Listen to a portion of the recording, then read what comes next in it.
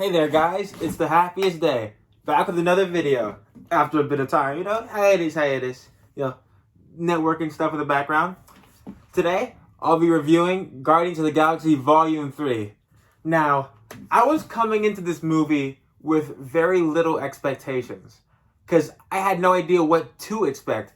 I liked Guardians 1, I really liked Guardians 2, and I was just looking to be surprised. And overall, it was a very solid, good movie. I feel like it was, how do I say this? It was a really good finale for the trilogy. Now, I'm kind of new to the reviewing format, but I think I'll just start with things I liked and things I didn't like, nice and simple. Now, things I liked. Normally, right, I do not pay attention to the music in movies, but I think they've done this in the previous Guardians film too.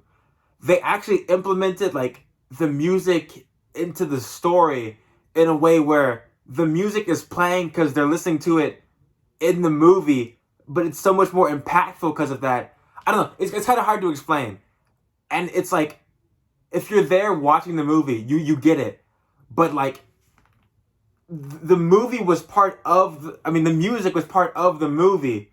And this worked really well. Like, it actually made me pay attention to the music going on during the movie, and it strengthened scenes that much more. Now, the story in general. This movie felt really long. Like, it felt really, really long. But not in a bad way. Like, the story kind of goes... Okay, there's a set goal from the very beginning, right? And it sticks to that, but it goes so many places that you wouldn't expect. It was just a well-made story. And one of the big highlights of the movie is Rocket's backstory. They kind of give it to you in chunks as the movie goes on. And it really adds that kind of emotional gut kick that a good film really needs, especially for Marvel, right? Where I feel like a lot of the emotional stuff Marvel does kind of doesn't land. But there's a lot of emotional scenes in the movie. And I feel like it was actually handled really well, especially for a Marvel film. What else was noteworthy? Okay, Adam Warlock, right? One of the very few things I knew about this movie coming into it was that Adam Warlock was in it. I didn't know that much about the character, right? But I was curious. I'm like, okay, he's a good guy, but he's like egotistical or something. That's what I heard before. They kind of shafted him. He's supposed to be like ultra powerful in the comics. Like, I don't know. They shafted him. Like, how do I say this? When he came on screen, most of the time it was pretty cool. But also, it felt like he was not there enough at all. Like, there was this scene, right? Where, not to spoil it, but basically, Adam Warlock finds out where the Guardians are. And they're like, oh, Adam might want to fight them or something, right? And he just doesn't do that. It's like they almost give him opportunities to do something, but he just almost never does anything. It's like why is he in this movie? Like, if they really wanted to, you could completely write him out of the movie, and then the very few scenes where he does matter, you could just tweak it slightly. And he just wouldn't need to be there. And like he had some comedy scenes. Most of the time I don't think it really hit. But like he was, I don't know. He felt like a useless inclusion that was kind of just there for the headline. And that was probably one of my least favorite part of the movies, Adam Warlock as a whole.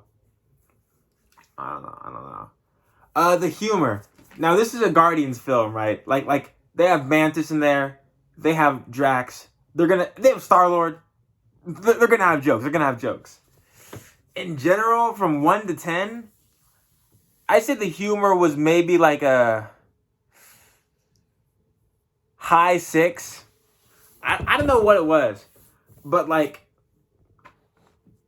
they had a lot of jokes, but I didn't find it that funny.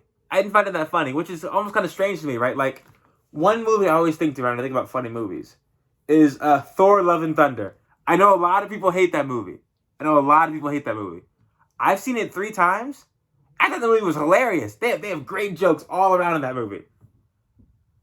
This one, they had some good ones. Like Mantis joke slap, Drax joke slap, Peter's joke slap sometimes. Groot's never funny. But in general, the humor wasn't it. But they actually did have that emotional impact. They had that good story. So it almost kind of made up for that. The Marvel trope of like jokes in serious situations did happen here. And I love it, man. I love that trope. That stuff's always hilarious. I don't. It was a how say this? By Marvel standards, this was pretty peak. This was pretty peak by Marvel standards. What else? The villain, the High Evolutionary. He's a pretty solid villain. He's a pretty solid villain. The his goal made sense. His whole motivation made complete sense. And like there's a point in the movie, right, where it's kind of being questioned. And he kind of gives up everything for his goal.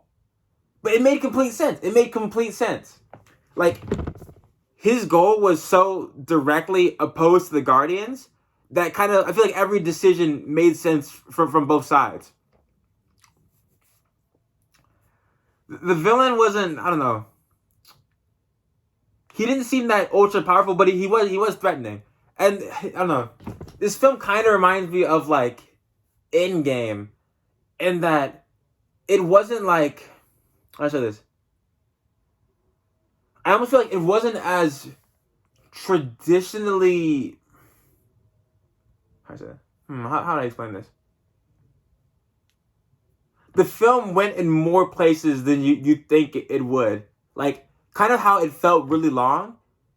It went a lot of places. But that was good. That was good stuff. The interplay with the team was really fun. Okay, there were a few, like, I never watched the holiday special, right? The Guardians holiday special. There were a few, like, side members of the team that I just did not like. Like, I feel like they got more screen time than they needed to be. I guess they're trying to make them, like, more big-time people or whatever. Like the talking dog and the guy that has Yondu's, like, horn and whistle now. Those guys were lame, bruh. They were even worse than Adam Warlock. And Adam Warlock did, like, 2 things the entire movie. I don't know, but the Guardians themselves are cool. One thing that was interesting is Gamora. I don't know if this was a holiday special thing, right? That Gamora being revived without memories. I don't even think that's spoilers. Because Gamora just like she's just there, right? Even like the very beginning of the movie, it's just a thing. I assume it was in the holiday special. It was actually really interesting the way they handled Gamora. There's this whole thing where like where Peter wants like the Star-Lord wants the old Gamora back, but like this Gamora is different, and he kind of has to like deal with that. And it's kind of like drama with the whole team, but mostly with Star-Lord because he misses Gamora, and that was another like emotional thing that I feel like made sense and worked well. Because even like how in Infinity War, right, how Star-Lord effed all this stuff up for Gamora. It's natural progression. It makes sense for his character. And then even like the way they went about the whole Star-Lord and Gamora and the whole team thing, it definitely subverted my expectations. Like they actually, I don't know, they respected the characters. I don't know. This film was very, I don't know if I'd say mature. I feel like the story was done intricately with the actual characters in mind, if that makes sense. Especially compared to like the lowbrow storytelling that most people expect out of a standard Marvel film. Overall, let me think real quick if anything else I want to mention. Action sequences were good. Humor was kind of iffy, but it had some good jokes. Mantis is the GOAT, of course.